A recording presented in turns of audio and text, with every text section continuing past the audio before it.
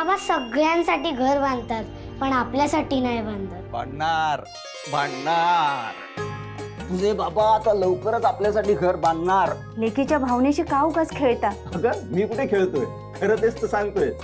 अगं तुला माहितीये का, इमारत बांधकाम कामगार मंडळ राबवत असलेल्या अटल आवास योजनेमुळे नोंदीत बांधकाम कामगारांना अनेक लाभ आणि फायदे मिळतात. त्यामुळे आपल्या घराचं स्वप्न लवकरच पूर्ण होणार. माझं घर आता कधीच पडणार नाही.